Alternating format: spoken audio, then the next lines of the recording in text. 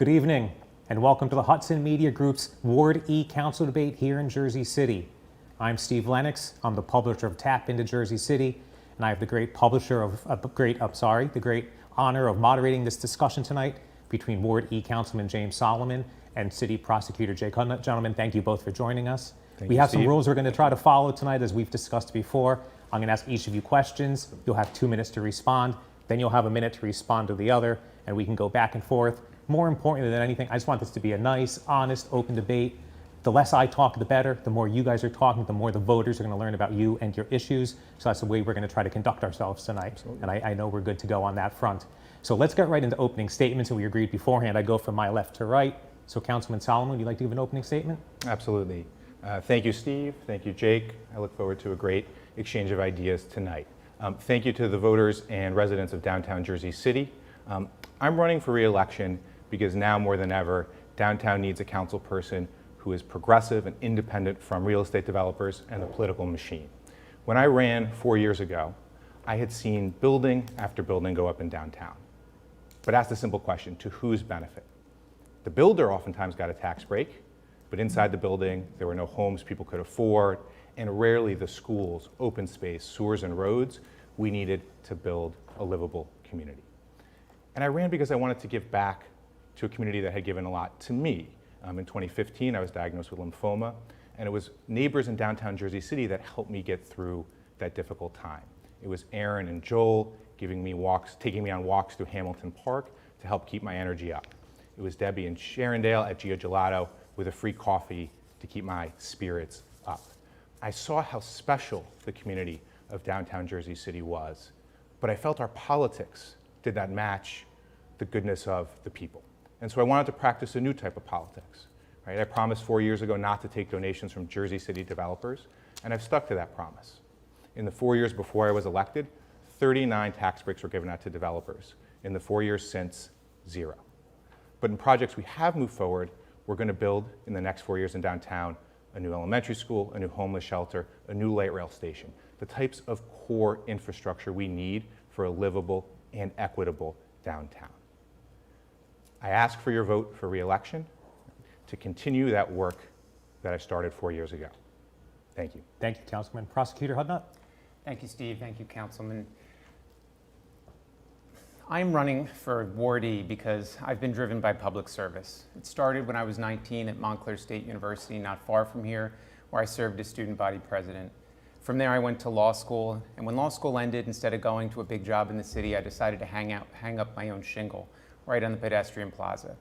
My first client was Gypsy Grill.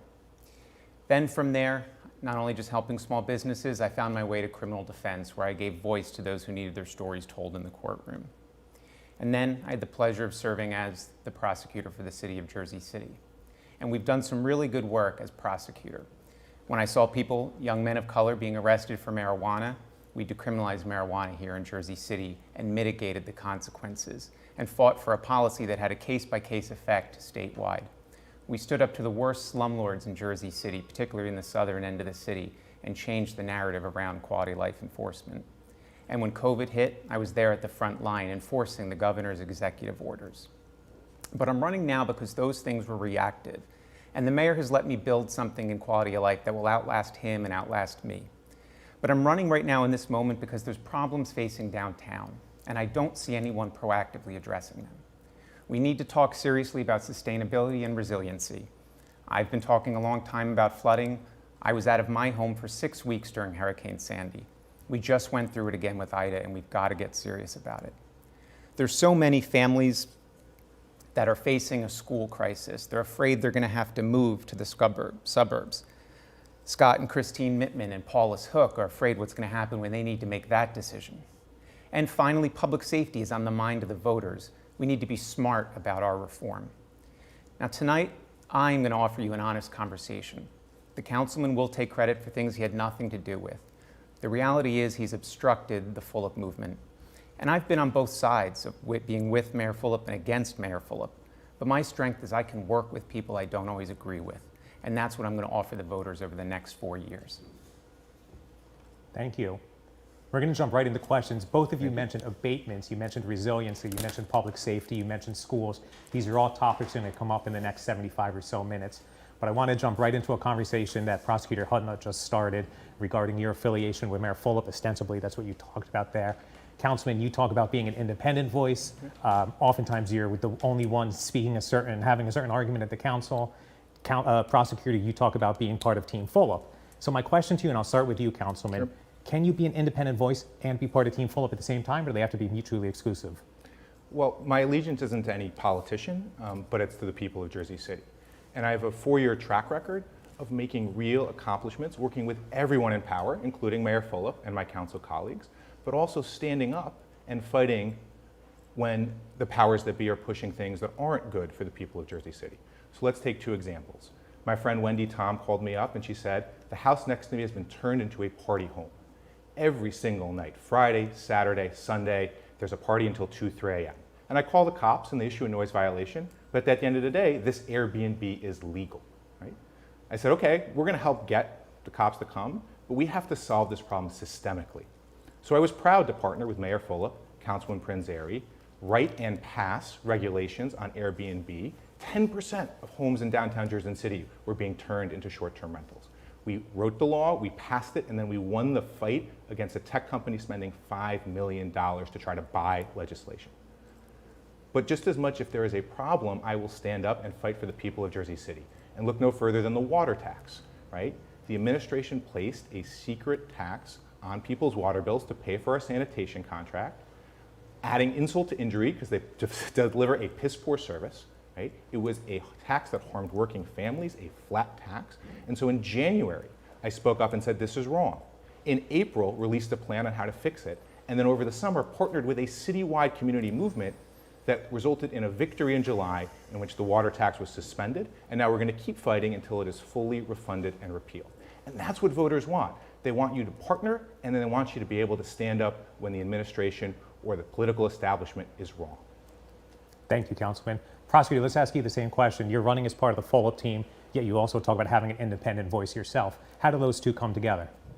Quite simply, and it's demonstrated by my record. 4 years ago when I ran, I talked about how the mayor could do better on community policing and tenants' rights, and he invited me into the fold to solve those problems. I think that says a lot about him, but then also says a lot about me that I was able to do that. The councilman, on the other hand, routinely puts politics on the front burner and problem solving, like potholes, on the back burner. The reality is Airbnb enforcement can't get done without the whole city. My office is the one that actually brings them to court now that the ordinance has been passed. There have been opportunities where the councilman could have done the right thing for the greater good of Jersey City, SciTech, expanding quality of life into a division, and for the politics of it, he voted no, because that was easy and that was the attractive option. So yes, you can be independent and work with an administration, as I have done. And I would also say that across the city, the word independent is being thrown around way too loosely. The councilman has campaigned with candidates that are at large, candidates from other wards. You even have 3 at-large candidates that are claiming they're independent, yet they're on all the shared literature. So I think there's a lot of confusion here about what it means to be independent and what it means to be a part of the team. So I encourage the citizens of Ward E to look at my record and the work that I've done, both standing up to the mayor, but then also working with him. Thank you, Prosecutor. Councilman, we're going to get to schools later, but before we forget, the prosecutors made a statement there that you voted against SciTech City for the politics of it. How do you respond to that? Yeah, it's not accurate. What happened was a proposal was put before the City Council in which there were no guarantees that Jersey City students were going to get seats at SciTech City, right? And I made a simple statement. I said, if we're going to have a new high school, right, we need to have guarantees. And the city's putting extra money in. I have to be clear, right? The city was putting more money in above and beyond what we pay in county taxes, right? Jersey City needs a guarantee that those seats are going to go to Jersey City students. And without that guarantee, I'm not going to commit your taxpayer dollars to a project with the county, right? Simple statement, simple policy, and that's the sort of the facts of the matter. Prosecutor, we're talking a little bit also, the councilman brought up about the quality of life task force and using that to get the violations against the Airbnb party homes. Talk a little bit about your leadership there of the quality of life task force, because that's really something you've spearheaded as municipal prosecutor. Sure. So the collaboration and context. When I came into office, I saw some of the worst quality of life offenders in the courthouse, in different courtrooms at different times with different assistant prosecutors and different enforcement offices, and nobody was talking to each other. So what I did is I went to the administration, I said, let's bring back the Quality of Life Task Force, which has existed since the 90s under Mayor Brett Schundler, but this time let's have it run through the municipal prosecutor's office. Because at the end of the day, all enforcement goes to the municipal prosecutor's office. It had formerly been chaired under the police department, under public works, under the mayor's office itself at one point. And so what we did is we went out and we inspected together. We brought fire, health, housing code, sanitation, zoning, construction, and we looked at problems together. And we made sure that either myself or an assistant prosecutor was there in the field to advise the inspector on the best practices so that the summonses they wrote would stick in court. And that's what we did. So we coordinated, and then we gave context to the prosecutors in court. We used community outreach to know where our work was needed, both at neighborhood association meetings and through C-Clicks Fix. And when those matters went to court, our notes from community meetings or the initial complaints were in that file for the assistant prosecutor to make the case to the judge for the strongest fines possible. And we completely revamped what it meant to enforce code violations, both in Jersey City, and now I think it's safe to say we're a model for the state of New Jersey. Thank you, Prosecutor. Councilman, sometimes it's hard to say nice things about your opponent in the heat of a campaign, but Prosecutor Hudnut just talked about the work there at the Quality of Life Task Force, how it was born. Has that been a successful effort, would you say?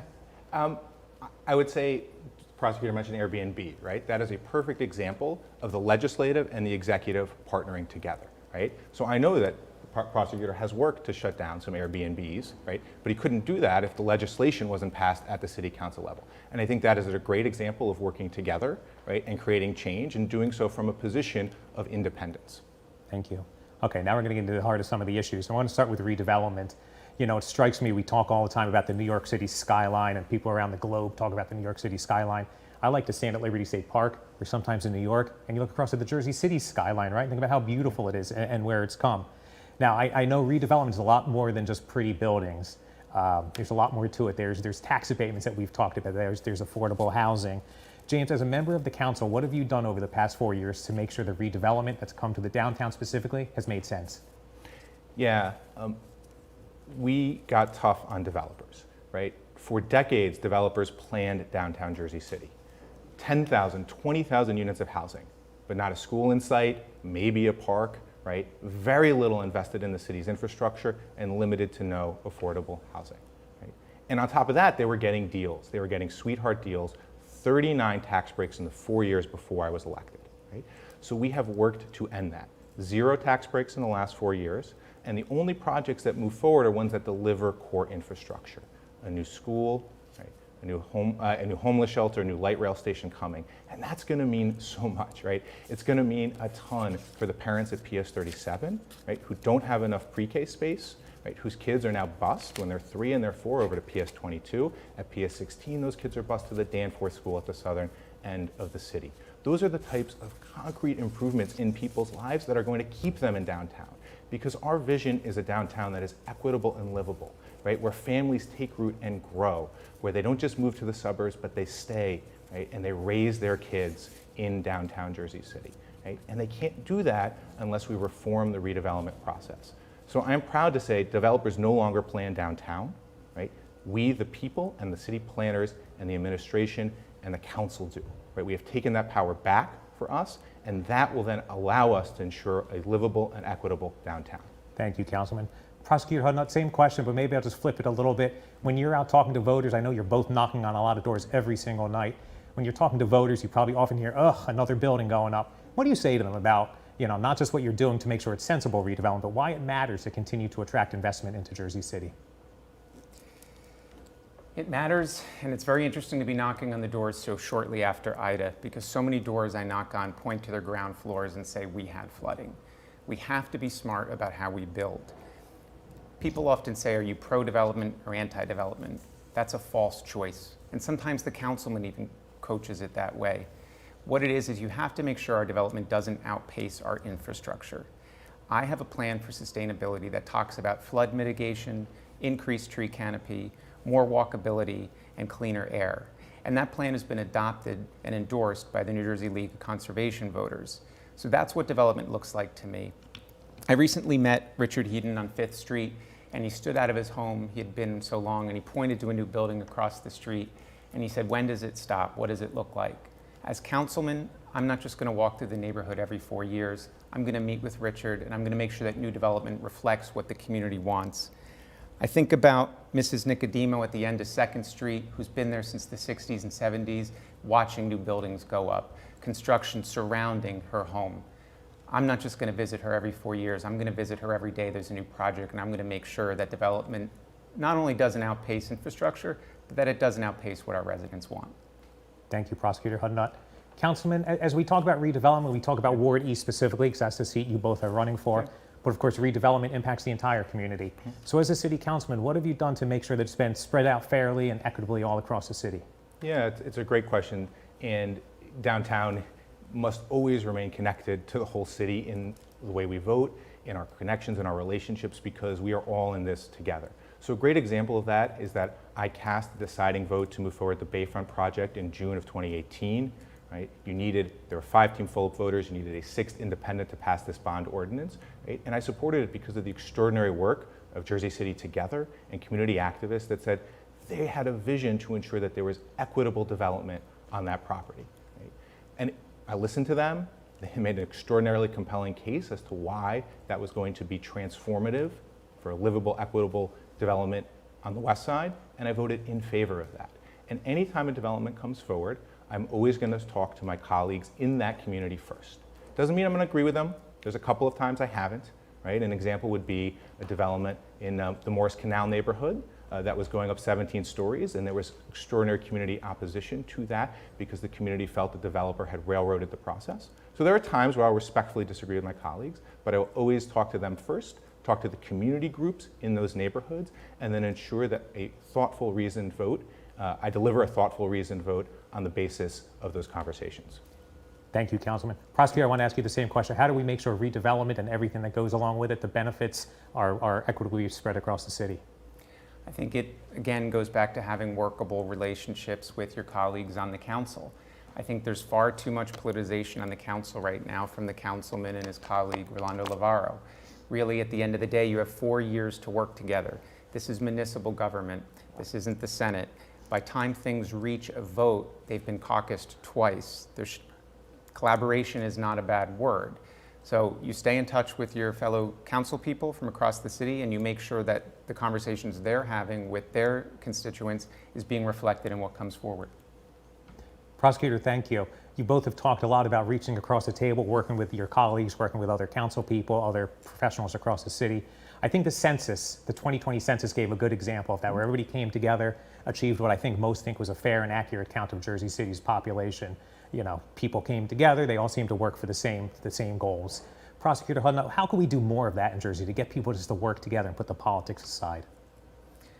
I think you need to just look at my slate of Team Phillip. It's incredible diversity in color, religion, age, political affiliation at the national level, and myself being the first LGBT candidate to hopefully November 2nd be elected to municipal government in Jersey City. And that's, that's what Jersey City looks like, and that's what Team Phillip looks like. So I think that right there is the spirit of collaboration, and that's the team that I'm going to join on January 1. Thank you, Prosecutor. Councilman? Yeah, I want to look to the in the last 3 months, times where all 9 of us on the council came together to advance the interests of the city. First, we are going to hold Suez accountable for, I would use a curse word if I could, I don't want to get you an FCC fine, for royally screwing up their response to the boil water advisory during Hurricane Ida. They had poor communication, right? Didn't correct problems from a year ago with the E. coli advisory, sent them recommendations on what they were supposed to do. Then their water distribution was a disaster, right? Hours late, not enough, right? Poor communication. So all 9 of us got together and said, we're not playing politics here, we're going to create a committee, and we are going to investigate, and then we are going to ensure that the recommendations we put out are implemented so people's water is safe. Right? And that was talking with the council president, all 9 of our colleagues united. That is the type of work that I've been proud to do over the last 4 years and that we need to do moving forward. And that's the type of collaboration that Jersey City can trust. Thank you, Councilman. Prosecutors, we wrap up this first segment of the conversation. I think it's been a good one. It's been positive so far. Let's talk about Suez a little bit. We all know what happened then. The storm came through, 7, 8, 9 inches of rain was dumped across Jersey City. We're going to talk about the infrastructure piece and the flooding piece, but just give me a few words about Suez's response. Were you satisfied with that response? Absolutely not, and I think this is an area where the councilman and I are going to agree. And, you know, I was out there extending the resident response hours in the aftermath of Ida, also expanding temporarily the hours of our code inspectors who were responding to landlords that weren't repairing flooding and leaking. All parts of city government came together and did what we needed to do, but Suez did not. And I appreciate that the investigation has started, and I think as it moves forward, everything should be on the table, including breaking the contract if that's what the investigation leads to. Thank you. If the CEO of Suez was here right now, Councilman, what would you say to him? I agree with the prosecutor. I think this is a clear area of agreement. I say exactly what we said when they came before the council. Your emergency communications were piss poor. Your water delivery was worse than that. And we have to look at canceling your contract. You're a monopoly. You think that you can do whatever you want and still rake in millions of dollars. We have to look at canceling your contract unless there are verifiable improvements made to the way you handle the situation. Thank you. We're going to take a few minutes of a break here, catch a breath, take a sip of water. When we come back, we're going to get back into infrastructure and some green improvements. We're also going to touch on public safety. We're going to touch on schools. We're going to touch on parks. We're going to touch on small business. There's a lot to talk about in the next 40 or so minutes. Thank you both so much for joining us here tonight. Thank you to all the viewers that have joined us. Remember, this is the Ward E debate. Councilman James Solomon, Prosecutor Jake Hudnut. Election Day is on Tuesday, November 2nd. You can vote by mail. You can vote early 9 days before Election Day in one of 10 centers across Hudson County, including 5 right here in Jersey City. We'll be right back with more of this debate. Thank you.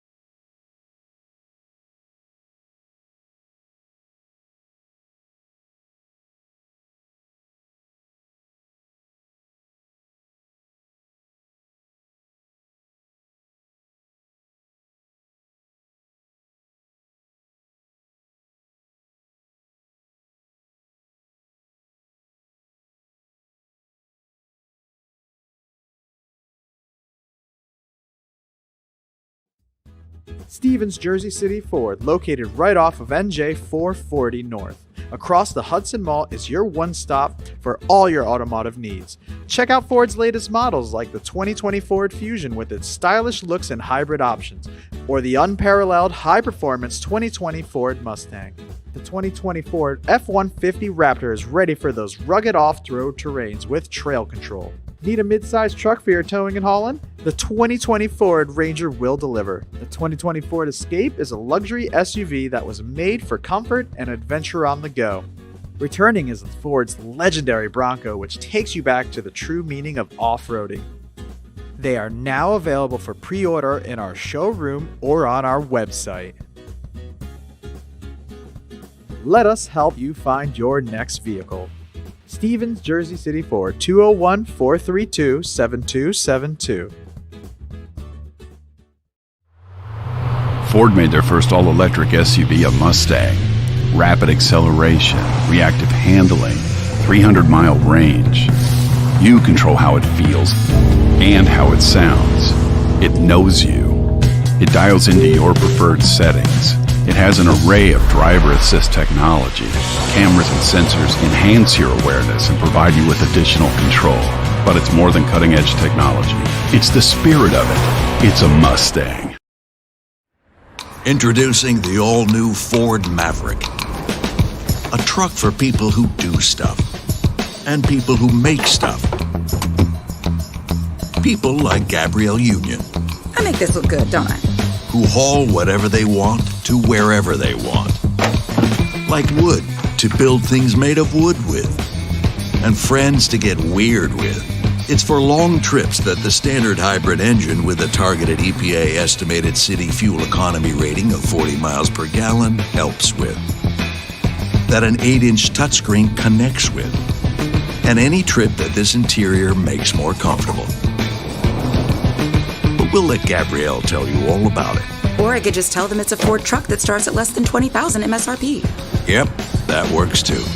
The all-new Ford Maverick, built to defy expectations.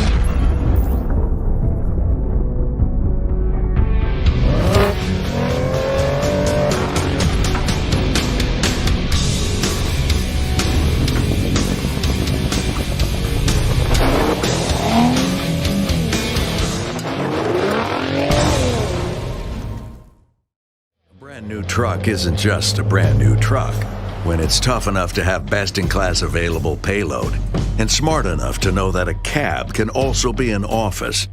A truck equipped with best-in-class available towing that asks, why can't all that power more than just this truck?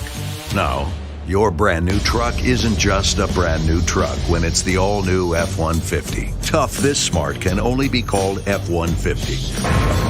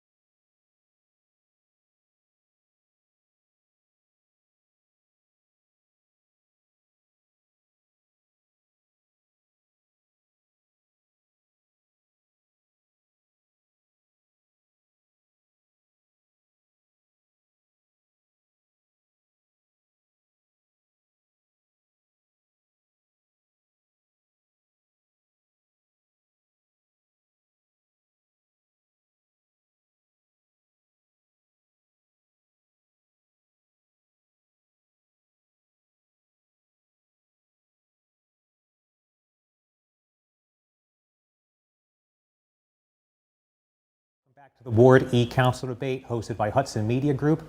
I'm Steve Lenox. I'm the publisher of TapInto Jersey City, and I'm honored to be moderating this debate tonight between Ward E Councilman James Solomon and City Prosecutor Jake Hudnut. Gentlemen, when we left the last segment, we were talking a little bit about flooding. You both expressed your very clear views about the response of Suez. Not happy about it, as most people aren't. But without dwelling too much on Suez, let's talk about the storm itself and resiliency and what the city is doing to protect itself.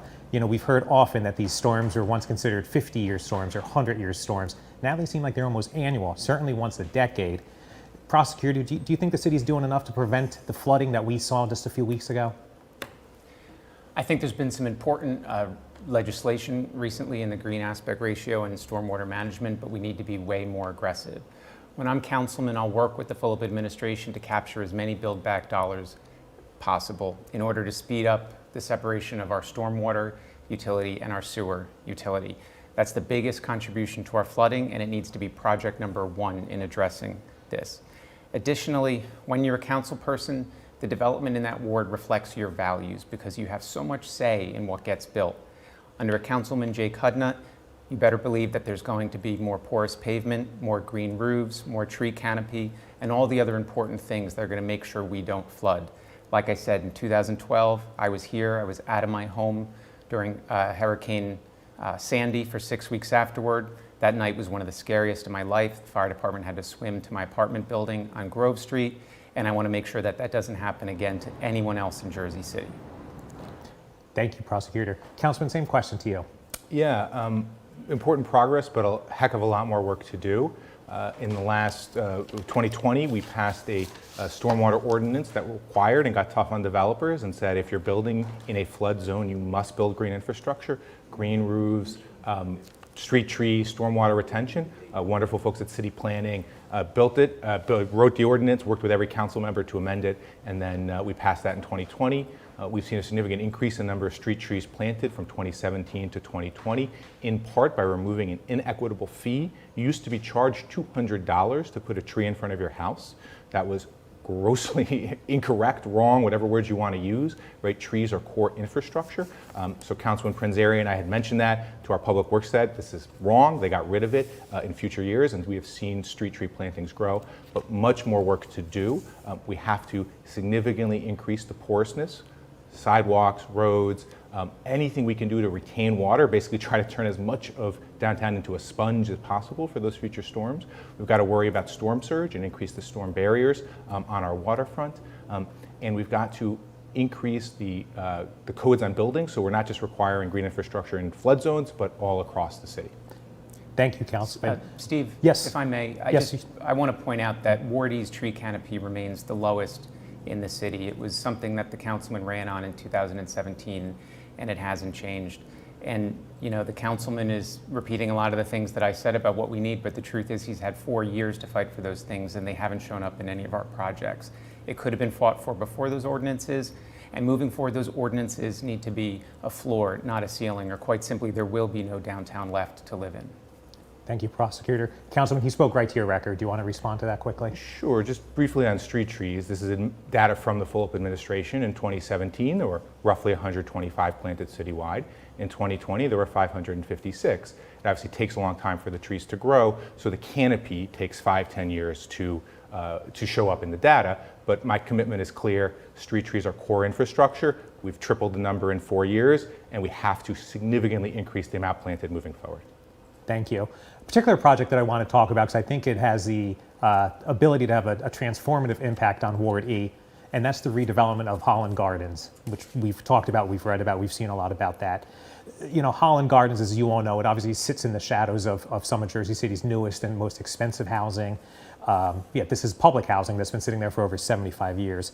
As we look at redeveloping Holland Gardens, how do we make sure that we're building communities that truly represent the entirety of the neighborhood and allows everybody to live together, you know, in a happy way, so to speak? I'm going to start with you on that, Councilman.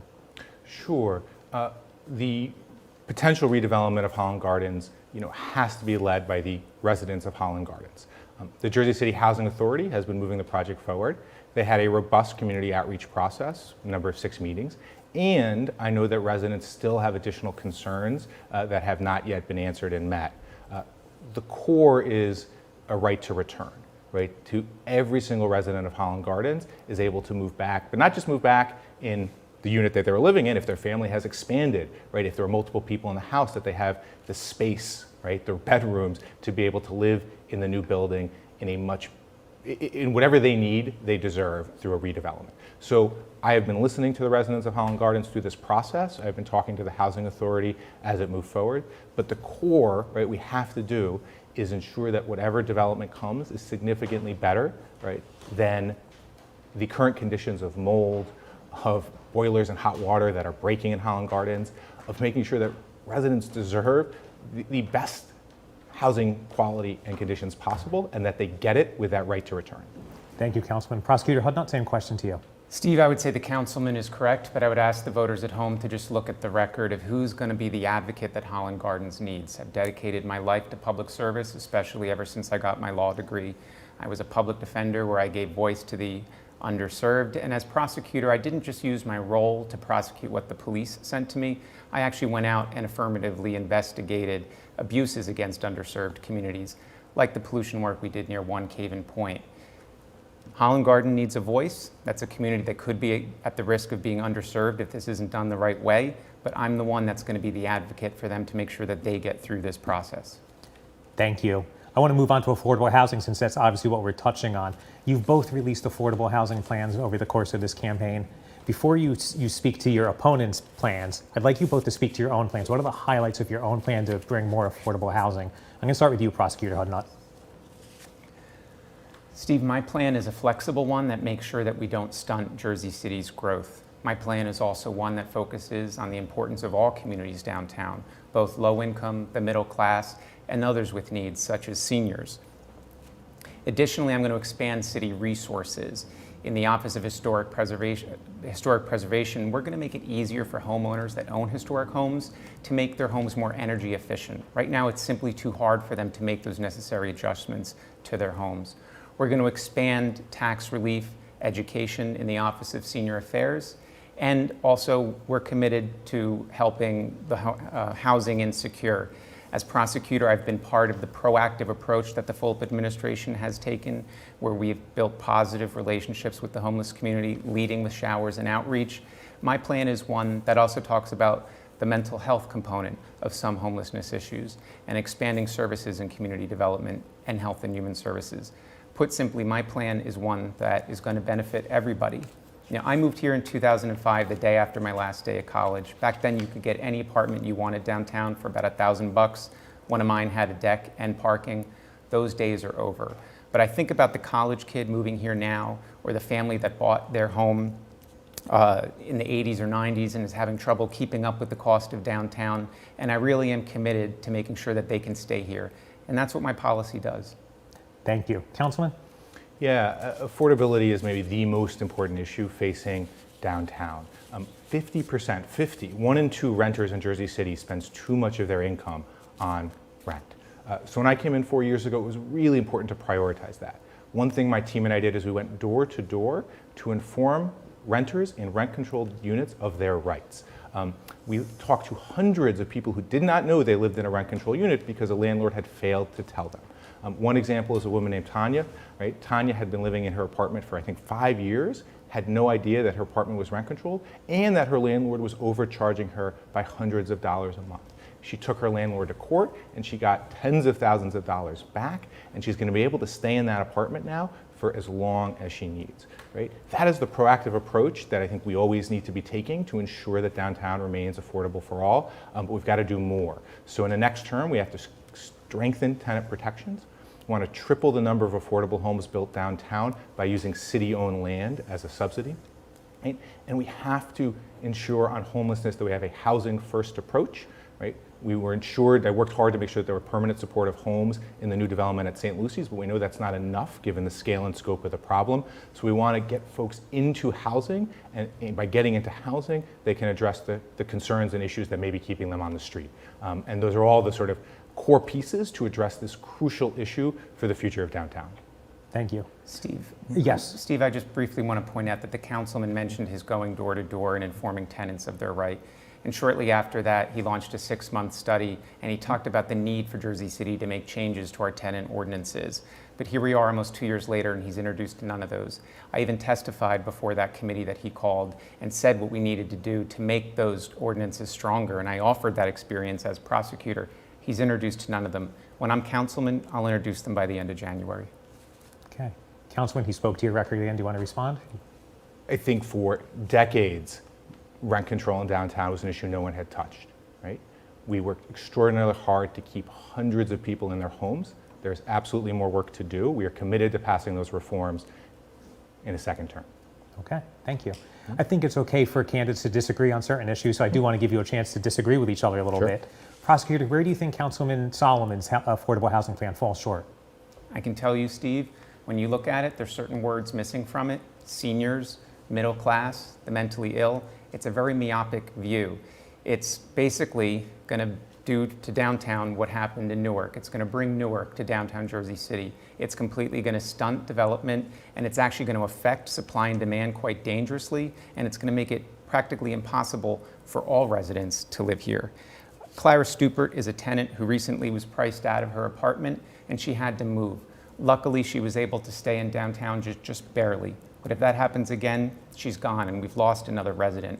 My policy isn't going to do that. My policy is going to work with the market and make sure that it's a downtown for all. And I'm quite troubled that so many communities are left out of his housing policy. Thank you. Councilman, I want to give you the same chance. Yeah, I mean, I think correct me if I'm wrong, I think the prosecutor released his plan today, so I haven't read it yet. I'm not interested in that type of a back and forth. I think what matters for us is what can we do to ensure in the next 4 years as many people stay in downtown Jersey City as possible. Back when I started 4 years ago, we went door to door to let seniors know about the senior property tax freeze and signed up hundreds, and they now get $1,000 checks in the mail from the state to keep them in their homes to deal with the effects of the reval and rising property taxes. It's the same thing we did going door to door with rent control tenants. In a second term, the core priority is to triple the number of affordable housing units built, right? Those units will have a mix of incomes, but they are crucial, right? We have for too long let developers out of their affordable housing requirements, right? Developers, the first thing they want to get out of is their affordable housing requirement. And I am proud to have stood up to a developer who tried to do that at 107 Morgan Street. And we simply said, you have to meet your affordable housing obligations to build in this city. Thank you. I want to move on to... Steve, Yes, sir. I might have released my policy 4 weeks before the election, but the councilman released his 4 years into his term. Thank you. Prosecutor, I want to move on to schools. There seems to be a constant divide between the City Council and the Board of Education. Prosecutor Hudnut, what do you attribute that to? Mismanagement from the elected leaders. And I think an important conversation started a year ago about whether we want to elect or appoint those leaders. I got my start in Jersey City politics, campaign managing reform-minded Board of Education candidates, and I wish we could recapture that moment where we expected more of the Board of Education. We don't anymore, unfortunately. And I think right now, by some of the council members, there's a little bit too much of a kumbaya with the Board of Education members. We need to be their watchdog, and we need to think about all the money they pull from the tax base to serve 30,000 students. And that tax base is larger than ours, and we serve 300,000 residents. So we need to be the watchdog, we need to be aggressive, we need to revisit how we elect or appoint those Board of Education members, and we really need to stand up for better spending and better education. Thank you. And Councilman, same question. I would just maybe add that I think we probably all agree, everybody in this room, everybody watching, that when it comes to the Board of Education, the education of our children should be the only thing that matters, and we seem to lose sight of that sometimes. So in addition to the question, how can we bridge the divide? What's the solution? Yeah. Just a few weeks ago, my daughter started at pre-K3 at PS5, and the public schools are extraordinarily important for me. They are my kids' future, but I know that is true for every single person in Jersey City, because we all know that the schools are going to determine, right, the future course of our city and determine the opportunity for so many kids. Right? So when I walked in 4 years ago, right, I sort of said, well, what's our plan around school space? Right? We see these tens of thousands of units going up, development after development, so surely there is a plan. And the answer, of course, was no, there wasn't. There was an annex coming at PS16, but that annex was going to seat 150 students, not even close to the current demand at 16 school, let alone all the other downtown schools. So it was extraordinarily important for me to find a solution. And we've advanced a project which is going to deliver a full elementary school, 400 students, pre-K 3 through 5, but we know that isn't enough, right? We know the parents at 37 School who are sending their kids still at 22. We know the Annex at 16, which is a gorgeous building, does not serve a third of the demand that's needed, right? So a second-term commitment is to get another elementary school built north of the Holland Tunnel, right? And that would end up being 3 or 2.5 new elementary schools built in 8 years in downtown to address this infrastructure crisis we have in the schools. And that is how the city council partners with the school board, because that is what's in our purview. That is the thing we have control over. And by doing that, we are going to keep families in downtown. We are going to let them not just have their kids here, but raise them in downtown. Thank you. Councilman, you shared part of your plan there to reform schools and build new schools. Prosecutor, I do want to let you Steve, go. if I could just respond. If the councilman's referring to the school at Sandalwood Court, that deal has been completely stunted, so that chicken was counted before it hatched. If I'm councilman, there's 2 major projects and areas of land left to develop on: the parking lot that Goldman Sachs owns and some land north of 14th Street. I promised the voters of Jersey City, when we're ready to sell the land or buy, or when Goldman Sachs is ready to sell the land that they own, I'll fight for a school for 1,500 students. When the land is sold north of 14th Street, I'll promise to fight for a 1,000-student school, because those are the numbers we need, and that's the reality of where we're at right now. And the truth is, whether you have children or not, this affects you, because it's one of the #1 reasons why people are leaving Jersey City. So it affects your rent, and when there's a high turnover of tenants or house sales, and it also just affects our quality of life, because we're more transient when people pass through here rather than putting roots down. So schools, it's important to everybody. Thank you, Prosecutor. Prosecutor, I want to move on to the next question, which is about Annex to PS School 16. That opened a few weeks ago, as Councilman Solomon talked about. Much fanfare. The mayor was there, the superintendent, the school board president. Why is it so important that that project was completed and completed without state funding? I mean, first of all, that was a tremendous job by Councilwoman Candace Osborne, fought for that project, yet it continually shows up on the councilman's mailers and in his campaign literature, even though that's her work. The reason it was important that you do it without state dollars is because when you develop here, we need to get something back from it. And it is one of the biggest issues facing us right now, as I've said, is schools. I just told you that when more lots are sold, I'm going to demand schools. So the councilwoman was absolutely right to demand the same thing those years ago. Thank you. If I can answer as well. Yeah, the other core reason is the state is bankrupt, right? The state has said we build the schools, not the school district, right? That is a screwed up system, but forget that for a minute. But they have no money.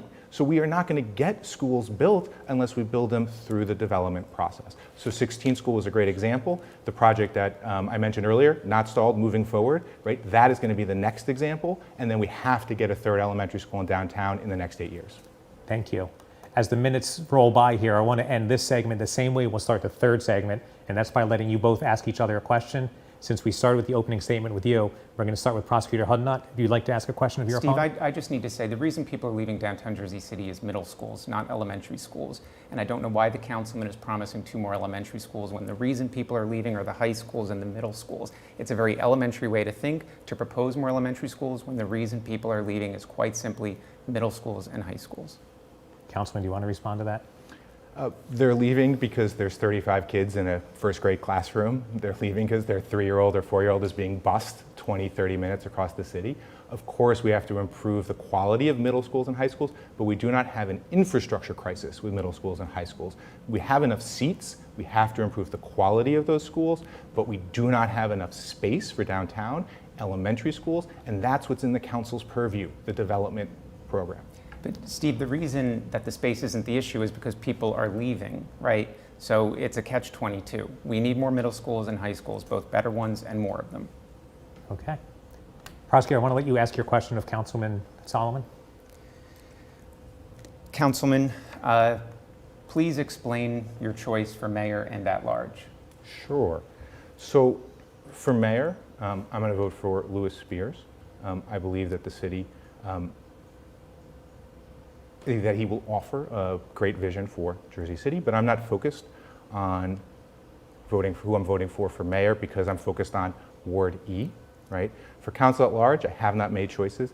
There are 4 wonderful candidates running independently: Councilman Lavaro, Councilman Lavaro, June Jones, Elvin Dominici, Chris Gadsden. I also have great respect for my colleagues who are running on the team full of slate: Pastor Waterman and Daniel Rivera, so I have not chosen my at-large choices, but I think what voters care about, what voters want, is who's going to do the best for Ward E, right? Who is going to deliver the results, the new schools, the parks, the affordable homes, right? Voters are not focused on our choices for mayor or choices for at-large. They are focused, right, on what we can deliver for them in Ward E. Councilman, Steve, I would say to that Lewis Spears is going to deliver Liberty State Park to Paul Fireman because there's a relationship between them. So I think the voters need to listen to who he's supporting for mayor. Do you want to speak to your endorsement of Lewis Spears? It's not an endorsement, right? To be Okay. clear, right? Clarify. Right. Your vote? Thank you. My commitment to Liberty State Park has been fought for and shown over the last 2 years, right? When there was a AstroTurf movement to attack the Friends of Liberty State Park, I stood up at the City Council and led the fight to pass the resolution in support of the act, given the first major opposition to that resolution in years, right? And you can be very clear, there will be no way in which Paul Fireman touches a piece of grass in Liberty State Park as long as I am on the City Council. Thank you. And speaking to the Liberty State Park issue, now that you both brought it up, there was 2 rallies there just a few Saturdays ago. You had Friends of Liberty State Park and Liberty State Park for All. They all claim to be, I think, fighting for the same thing, protecting that space, though the folks from the Friends Liberty State Park for All say we should be using more of this space for recreational opportunities for our children in Ward F that are underserved. This will get to a larger question later about parks, but is there a way that we can appease both sides at Liberty State Park and make more of that space available for Ward F children that so desperately need recreation space? Prosecutor, I want to start with you on that. I think I support Sam Pessin's work, and I always will. And one of the greatest pleasures I have is when I'm walking the dog and I'm constantly running into him on the pedestrian plaza. On the substance of this, the councilman and I agree. I think some of the rhetoric from the other side are false choices. I think we also agree on that. And look, the work that Sam Pessin has done, that's how I'm going to go, and that's the line that I'm going to toe. And I think it's a false choice to say that we're towing that line at the expense of Ward F residents. That is something that the councilman would not advocate, nor would I. We both have a holistic view of the city. Thank you, Prosecutor. Councilman, we got to take a break, but I'm going to come right back and let you answer that question. Thank you. Thank you for joining us. We'll be back for a third segment in a few minutes. Thank you.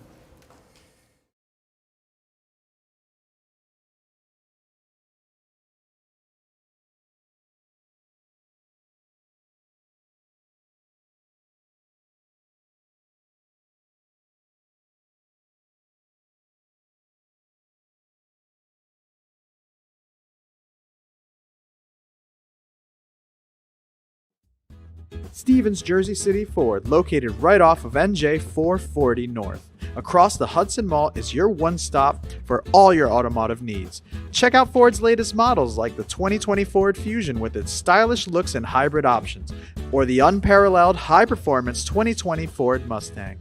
The 2020 Ford F-150 Raptor is ready for those rugged off-road terrains with trail control. Need a mid-sized truck for your towing and hauling? The 2020 Ford Ranger will deliver. The 2020 Ford Escape is a luxury SUV that was made for comfort and adventure on the go. Returning is Ford's legendary Bronco, which takes you back to the true meaning of off-roading. They are now available for pre-order in our showroom or on our website. Let us help you find your next vehicle. Stevens Jersey City Ford, 201-432-7272. Ford made their first all-electric SUV a Mustang. Rapid acceleration, reactive handling, 300-mile range.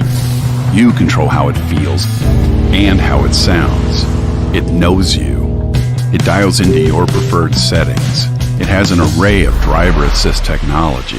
Cameras and sensors enhance your awareness and provide you with additional control. But it's more than cutting-edge technology. It's the spirit of it. It's a Mustang. Introducing the all-new Ford Maverick. A truck for people who do stuff. And people who make stuff. People like Gabrielle Union. I make this look good, don't I? Who haul whatever they want to wherever they want. Like wood to build things made of wood with. And friends to get weird with It's for long trips that the standard hybrid engine with a targeted EPA estimated city fuel economy rating of 40 miles per gallon helps with. That an 8-inch touchscreen connects with. And any trip that this interior makes more comfortable. But we'll let Gabrielle tell you all about it. Or I could just tell them it's a Ford truck that starts at less than $20,000 MSRP. Yep, that works too.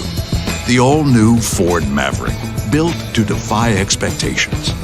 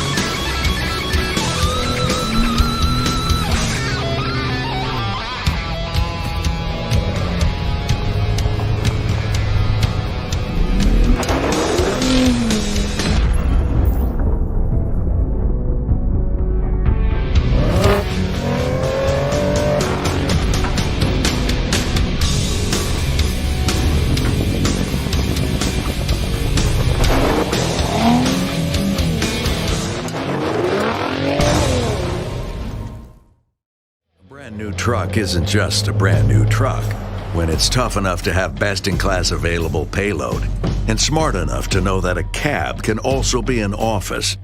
A truck equipped with best-in-class available towing that asks, why can't all that power more than just this truck? No, your brand new truck isn't just a brand new truck when it's the all-new F-150. Tough this smart can only be called F-150.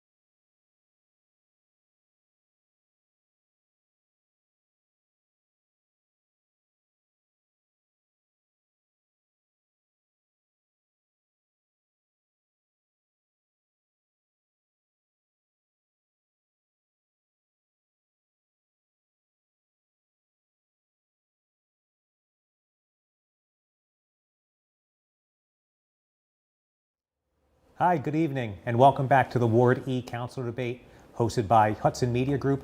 I'm Steve Lenox. I'm the publisher of TapInto Jersey City, and I'm proud and honored to get to host this debate tonight to moderate this conversation between Ward E Councilman James Solomon and City Prosecutor Jake Hudnut. Gentlemen, thank you both for the questions you've answered and for the conversation we've had. Councilman, when we left the last segment, Prosecutor Hudnut was talking about the Liberty State Park and the two groups having their own sort of discussion about what the future of that park is. I want to make sure we gave you a chance to speak about that also. Yeah, Liberty State Park is the jewel and gem of Jersey City. It is where I go to take my kids when we need a little bit of space. It's where so many went during COVID as a refuge, right?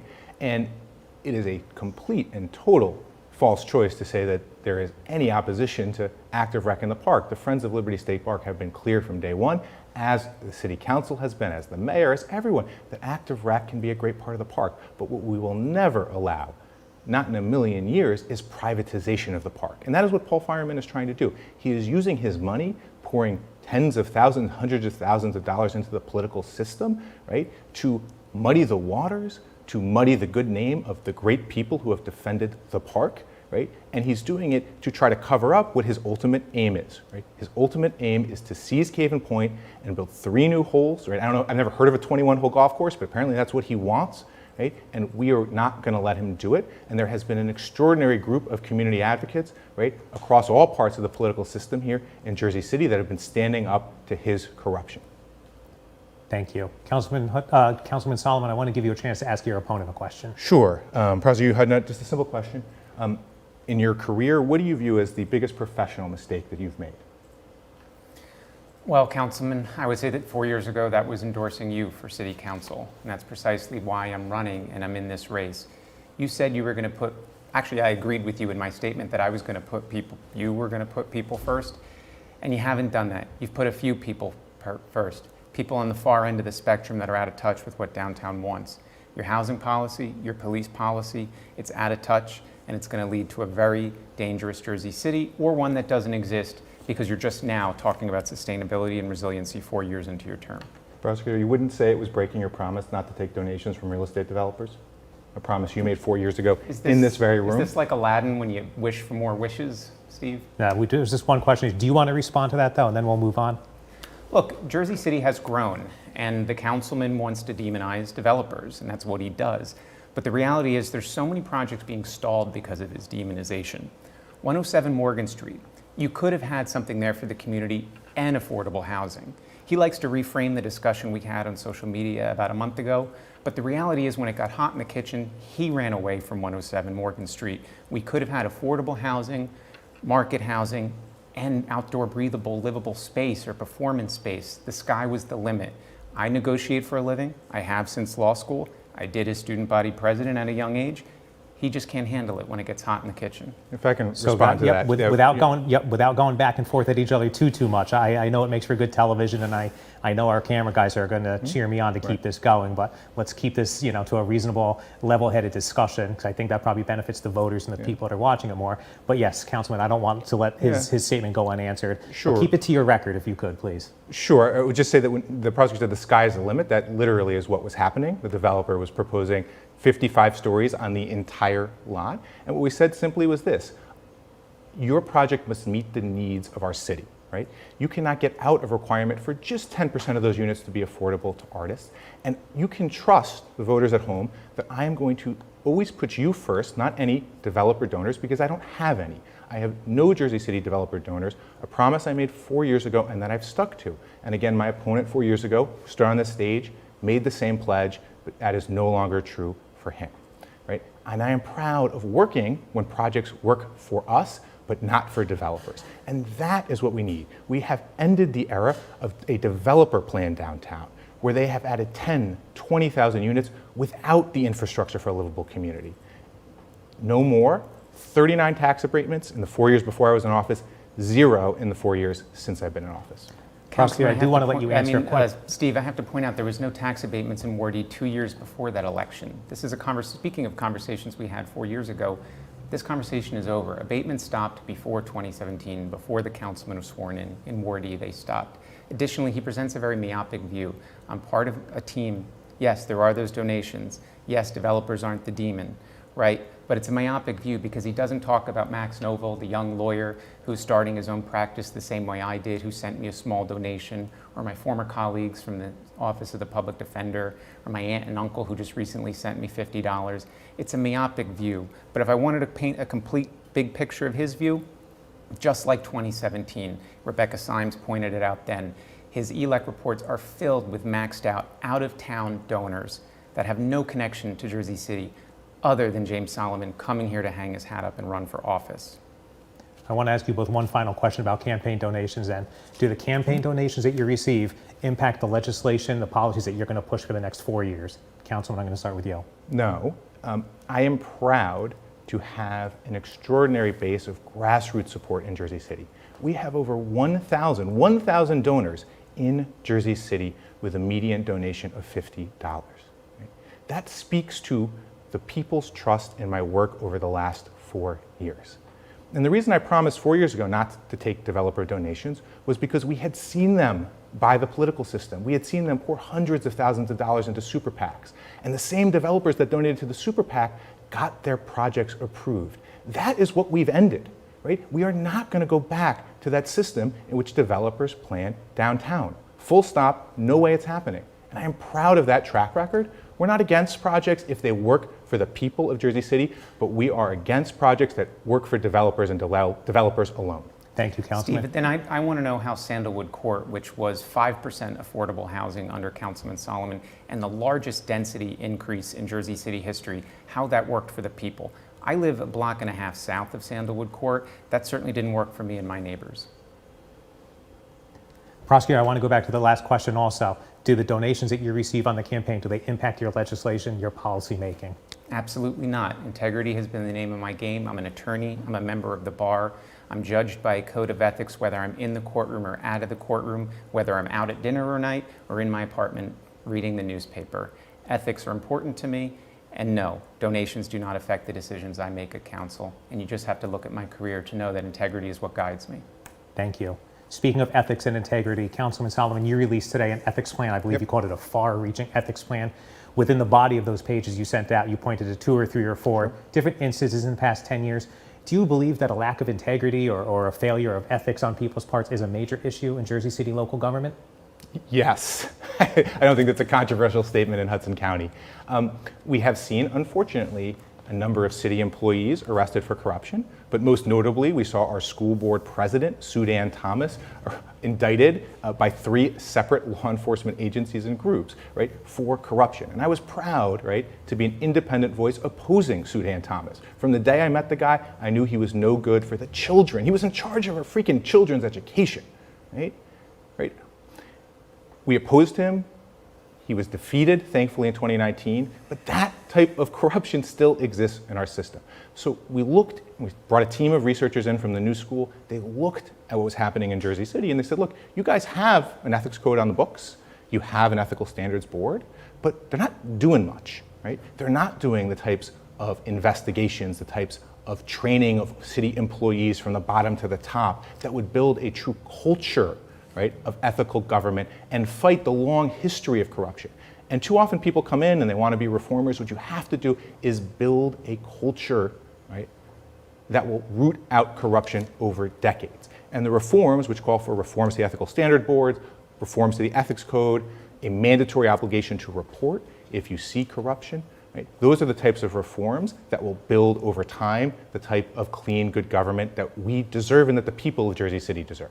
Thank you, Councilman. Prosecutor, I want to let you speak to corruption and ethics within city government. Steve, I want to say that I was proud when I was on the board, or am on the board of JSET, that I was part of turning over the report on Sudan Thomas's activities to law enforcement, zero tolerance. I myself, too, never a supporter of the man, voted against him becoming chairman of JSET. And secondly, in terms of the examples that the councilman has pointed out, there are no examples where the city has looked the other way. Any corporation of a great size is going to have bad actors, and they've been dealt with. He's trying to recreate the early 2000s. I lived here during Big Rig. I also worked for Angela Genova, the attorney that actually wrote ethics guidelines for multiple governors in the beginning of this last decade.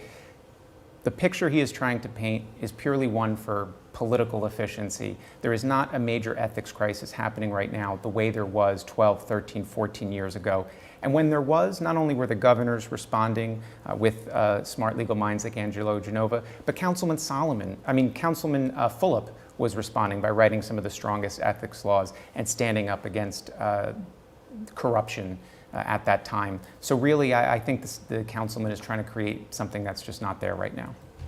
Okay, thank you. I think we've had a thorough conversation on that. I want to move on to public safety, another hot button topic that we need to talk about during this debate. At a time when calls were rampant for defunding the police across the country, Mayor Fulop said no, and he actually increased the size of the police department to near historic levels. Councilman, do you agree with his move to hire more police? So I want to go back to what I wrote in the summer of 2020 during the middle of the Black Lives Matter protests. And what I said was that I'm not interested in slogans. I'm interested in what works for the people of this city. And so we need a strong police department, right? That is a core part of public safety. But what we also need is accountability for police misconduct, and we need to fund the solutions that get at the root causes of violence in Jersey City and across the country. So we have to fund teen jobs programs, we have to fund teen mentoring programs, we have to fund community-led violence interrupters, which have been proven to work in cities across the country. That is what is going to keep Jersey City safe, the holistic approach to public safety, not one that only picks and chooses from those three topics. So I do want to speak a little bit about the need for more accountability for police misconduct. We just learned that there was a Jersey City police officer who got drunk while off duty, got into an altercation with some people, and then pulled out his service weapon and discharged it. He fired it. And instead of being removed from the police force, he was simply suspended. Right? That is not the accountability that we need to ensure that there is trust between the police and the communities here in Jersey City. And I am going to fight for all three things: a strong police force, accountability for misconduct, and true funding of the root causes of violence. Prosecutor Hudnut, I don't think I need to repeat the question. I want to let you speak directly to the Jersey City Police Department and how we move forward and make it a safer Jersey City, because you put a pretty thorough plan together that you've released. Do you want to speak to that? Yes, Steve, look, 7 years as a public defender, I know that police need to do better, but I also know how to sit at the table and get them to do better. The councilman does support defunding the police. He's voted against appropriations. He's voted against hiring new officers. He was asked in this studio last spring about defunding the police. He didn't correct the language then. It was only when he took the temperature this summer that he realized it was an unpopular opinion. My plan, on the other hand, gets police officers out of their cruisers and onto their feet. Right now, the reason we don't see police officers walking around is because they're just not one 911 call away from driving to an emergency. I propose separating those functions, having a patrol unit waiting for 911 calls, and having a beat or foot unit solving our problems, knowing the neighborhood, wearing less militarized uniforms, and interacting with residents. Additionally, I also advocate for better training to reduce the use of lethal force. Across this country, we do not train our police officers well. Yes, there are outlier racist police officers, and we need to get rid of them. But there's also afraid police officers that just don't have the training, and in moments of split decision, they make the wrong decision. So what we're going to do moving forward is better train them. And that's a real solution. What's not a real solution is spending hours and hours and hours of the City Council's time on a civilian review board that at this moment is illegal. And all those moments were wasted when we could have been focusing on other problems. Do I believe we need a civilian review board? Yes, but why are we doing it now when it's illegal? We should instead be keeping the pressure on Trenton to pass that legislation and not just performing here at the local level when we could have been dedicating those hours to solving other problems. Thank you, Councilman. We're going to come back to the Civilian Review Board, but I want to talk about an incident this summer that you and I discussed previously. You went on a ride-along with a member of the Jersey City Police Department. You got some criticism afterwards for wearing a bulletproof vest to a community event. First, I want to ask you about that picture, and if you want to explain yourself how that picture came about and how you think it came to be. And also, did your ride along with the police officer that day change your thinking at all about the police work that's being done in Jersey City? Sure. So there's nothing to explain, right? I went on a ride along with other colleagues. Weren't with me that day, but they have done the exact same thing. And when you're on a ride along with a police officer, you follow their directions and instructions, right? Which included wearing a vest, right? And the purpose was for me to learn what it's like to be an officer. I had a fascinating day. I was grateful for Detective Cosolini for taking me on that. There was very frank conversation with both the detective and other JCPD officers during that. So anything beyond that is a distraction, right? It's silly, petty politics, and we understand that happens in an election season, but it has nothing to do with what people care about. What people care about is how are you going to make their lives better? And what the voters of Ward E care about, right, is how are we going to ensure that there's affordable homes? How are we going to ensure that developers aren't planning our city? How are we going to ensure that we get the new schools, the new open space to have the livable and equitable city that we deserve? Thank you. And to the substance of that day, to get away from the politics, Sure. what did you learn that day by doing that ride along? I mean, I'll give you an example, right? One of the things they wanted me to have was they have the body cam on, so you experience the difficulty of turning it on and off, so that if an officer is, say, accused of not having their body cam on, they wanted me to understand what it was like, and it was difficult. A point very, very well taken. But I think what I appreciated was it was a really frank conversation. I'm not going to reveal the conversation because I promised everybody during that everything would remain private. But it was a conversation that I was happy to have, and I appreciated the invitation. Thank you. Prosecutor, do you want to speak to your interactions with police? Obviously, as a municipal prosecutor, you're with them probably on a daily basis. Do you want to speak about what you've learned about their day-to-day job, being out on the streets, protecting Jersey City, and how that's impacted your worldview and what you're going to take to the City Council? Steve, yes, but I want to say my whole career has been a ride along. Right out of law school and right after my clerkship for a criminal judge, I was in state prisons and in county jails representing the accused and sitting in cells with them and coming up with strategy and figuring out where police might have gone wrong by combing through police reports. And now on the other side of that, I'm in the room when we're making charging decisions or investigation decisions, and I've seen both sides of it. And that's what gives me the view to actually have this conversation in a way that moves downtown forward. And Steve, that's why my policy is going to work, and that's why it is so detailed. Thank you. A lot of people talk about public safety and they talk about recreation, and these are two things that go hand in hand. So Councilman Solomon, in the 4 years you've been on the City Council, what initiatives have you pushed forward to improve recreation for children in this city? Yeah, so we have to have a holistic approach that delivers opportunity, right? Opportunity to as many of Jersey City's kids as possible, right? We've worked with Director McLaughlin on expanding her efforts, right? She's done a great job, and this year she was just appointed in 2021. The rec department was reorganized. It was reorganized to create a youth development division that was going to specifically focus not just on sports, sports are incredibly important, but focus on the full development of kids, right? That was a good decision. I think there was some politics involved that made it a little sketchy, and I have some concerns about the overall implementation. But the core idea of creating that youth development division, mirroring other cities that do similar work, was the right direction. And I know that the current director is doing a good job implementing that vision for our kids in Jersey City. Thank you. Prosecutor, where do you see opportunities for improved recreation in the next 4 years? I think a holistic approach is absolutely correct, and that is what the administration has been doing. But if you listen to the councilman and his supporters, they would say that we were taking money away from recreation, when that's simply not true. The reality is CARES dollars was reimbursing recreation dollars, and that's why there was that shift. And I think it's important to point that out tonight, because that's what you hear out there on the campaign trail from the councilman and his supporters. And so I just want to set the record straight for the folks at home. And yes, the Fulop administration is committed to a holistic approach. And you know what, having represented so many youths when I was a public defender, I know about the lack of opportunity, the grandmothers that would come into court and speak with me in the hallway when their son was taken away back to Kearney Correctional Facility in between court appearances. I know what they need, and they do need more opportunities, and that's what I'm going to fight for. I understand that. I've seen it up close. Thank you. And to speak for a few minutes about a particular project, the 6th Street embankment, and it actually came up here in our YouTube chat.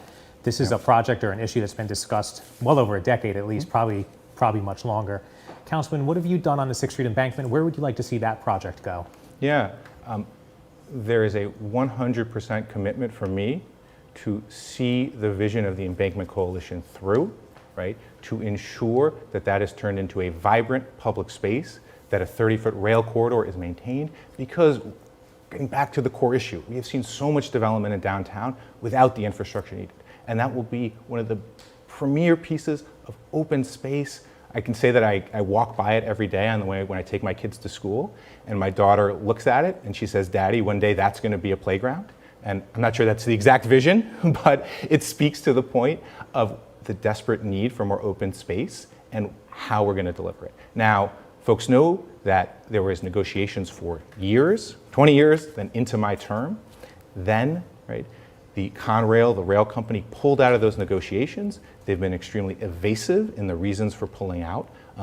And so we are at the Surface Transportation Board, this obscure agency in Washington, but city planning is moving forward, right? And I voted in favor of their plan to give us the legal tools to put as much pressure on possible as Conrail, any developer they might try to sell that to guarantee that that vision of the Embankment Coalition of that open space will be delivered for downtown. I know it's been a long wait, but we are going to do everything in our power to deliver it. Thank you, Councilman. Prosecutor, 6th Street Embankment. You know, I recently had a conversation with Maureen Crowley, who was among the founders of the Embankment Coalition. And what she said to me at the end of that conversation, just in passing, was, I am so tired, and she just wants to see it. She's been working on this since 1998. It's so much of her adult life. The passion is impressive and second to none. I want to be the councilman when that happens, when the embankment finally gets built.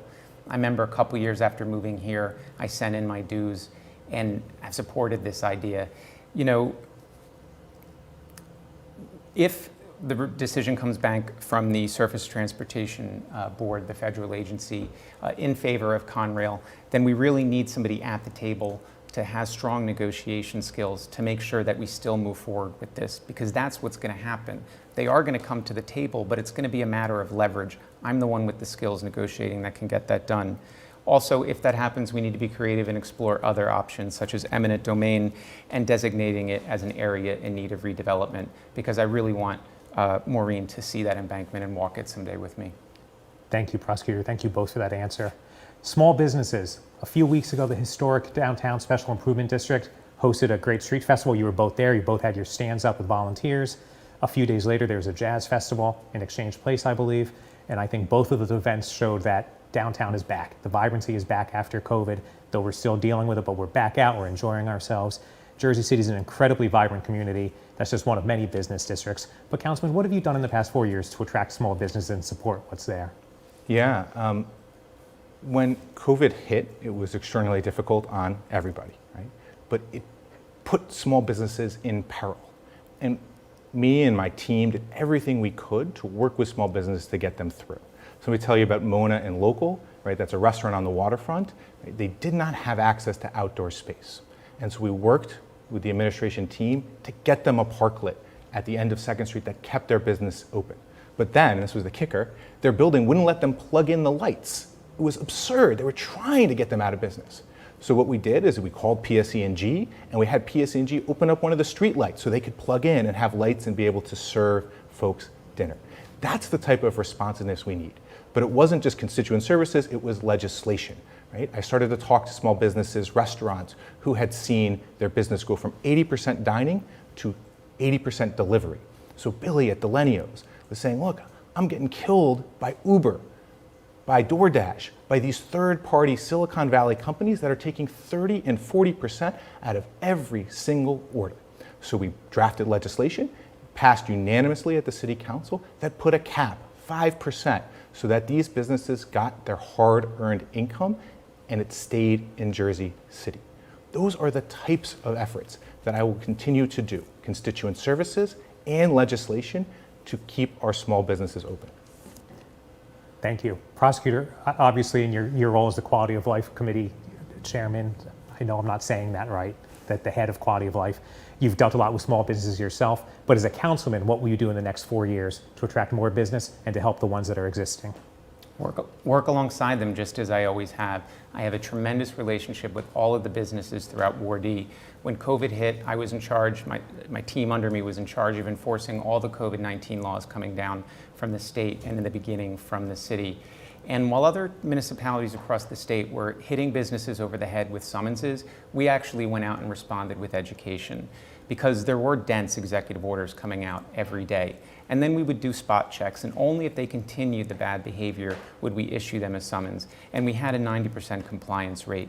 That's the kind of relationship that I'm going to bring to the businesses. I'm going to work alongside them and I'm going to help them grow. Like I said, I hung my shingle out on the pedestrian plaza. I know what it's like to have a small business here, and I'm going to work with them.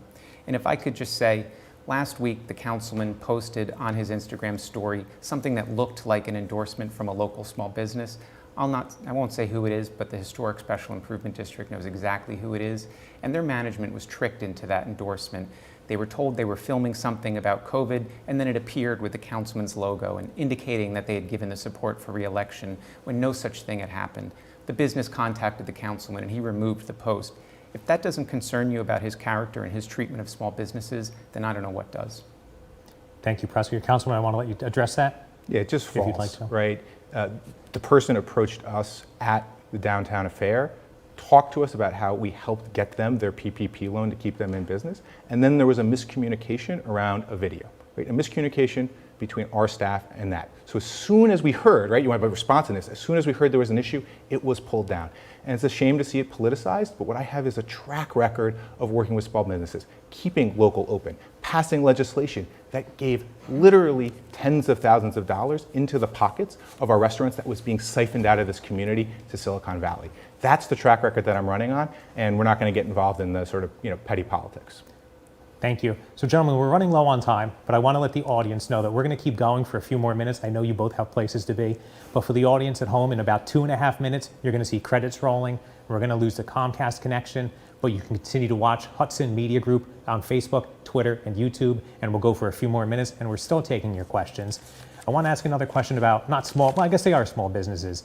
Newport Center Mall in downtown Jersey City. There's been some talk that it's going to be transformed, is not going to exist the way it looks like now.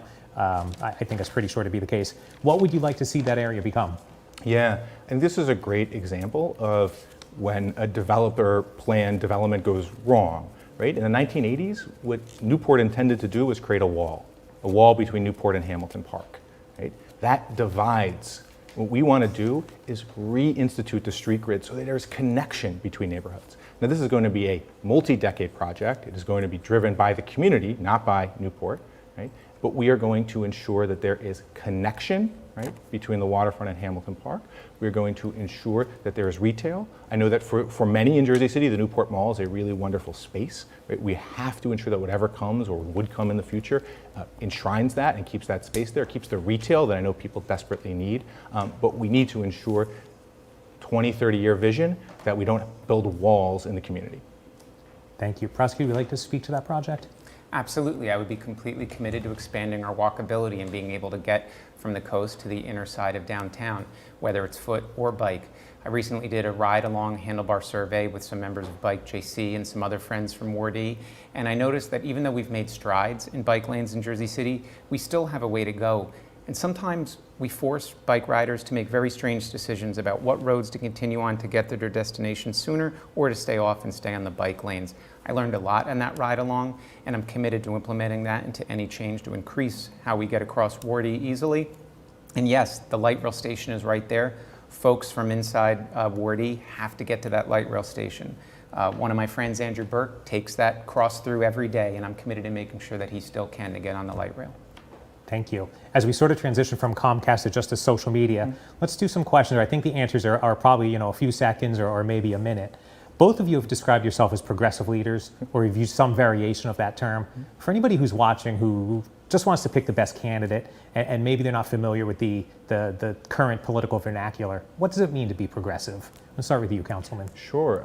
I think it means to fight for justice every day, right? Fight for social justice, right? I was proud to fight against the political machine when they signed a contract with ICE and then broke their promise, right, to exit that contract.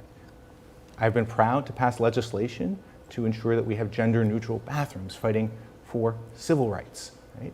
We also have to fight for economic justice, and I'm proud to have the endorsement, right, of 32BJ, who represents the workers in all of the buildings in downtown, or as many of them as possible, right, to ensure that they have fair wages. They have the health care they deserve after working through a pandemic and putting themselves on the line. Right? It means progressive. Being progressive means to fight for those values every single day. Thank you.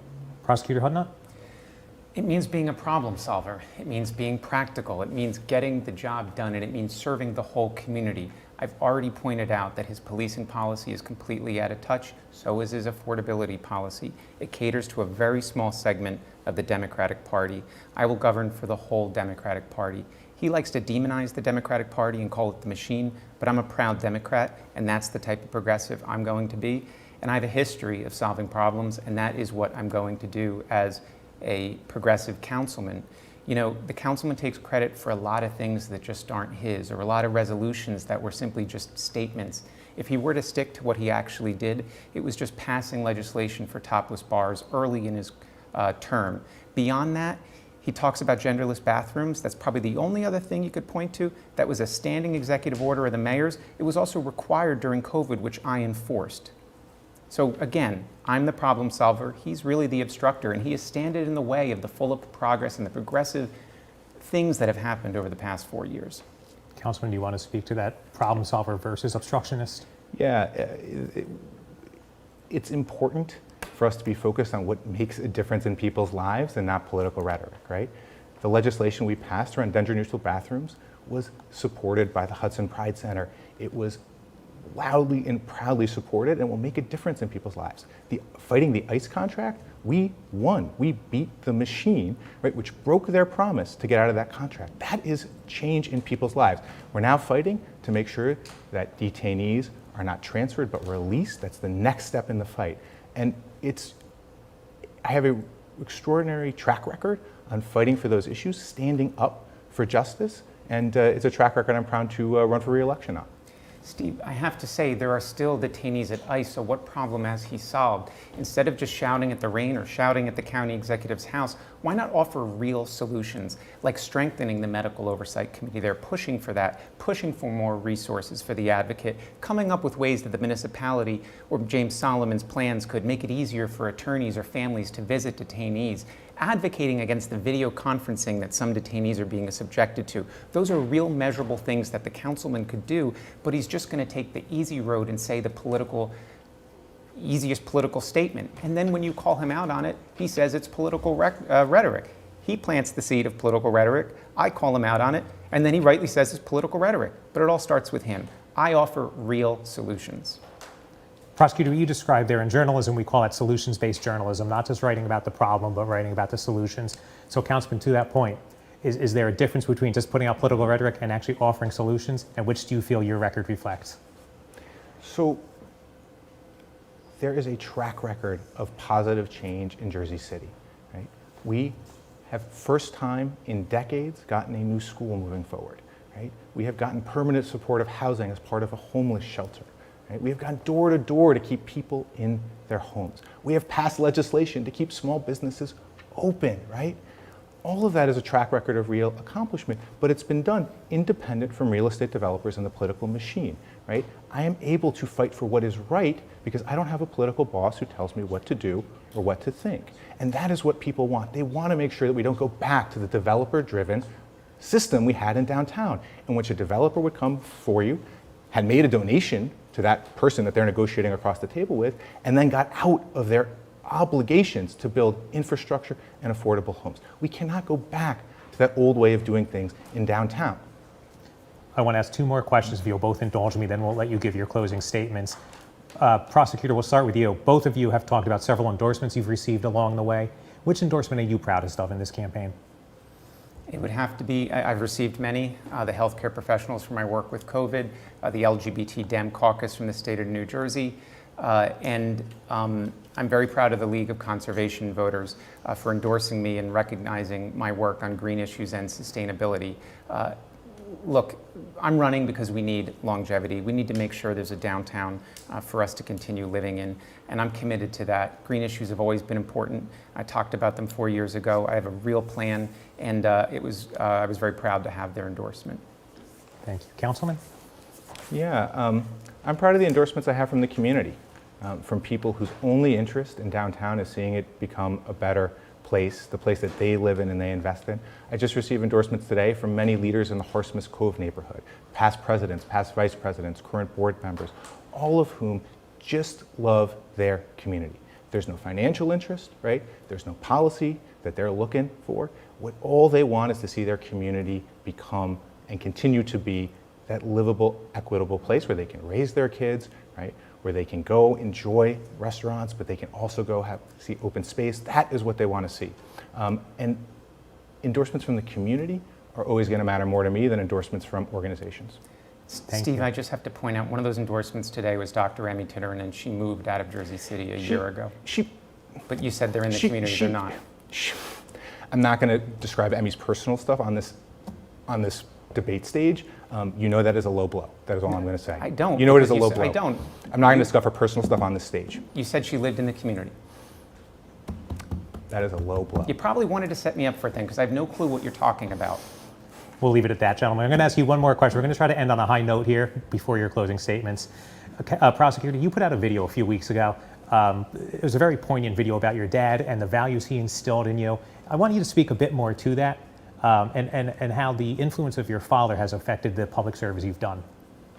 Right, so as the video describes, and it's on my website at jakehudnut.com, my father found out he was dying before I knew, and he had time to make a few phone calls. He was in Florida, he had been on vacation, and I was finishing one of my first days of law school, rooting through a chest of things from college, trying to find a document that I thought was relevant for something I was learning in law school. I knew he'd been sick and gotten into the hospital on vacation, but I didn't know the severity. And he said, Jake, I want you to make me a promise. I want you to promise me you'll always be a good lawyer. I'm so proud that you're starting law school. And I said, of course. And it went through my head. And it wasn't until a phone call a few days later where my mother told me to get on a plane. And by the time I got there, he was in hospice. So that was our last conversation. And so that is what has guided me as a lawyer, that promise I made to my dad.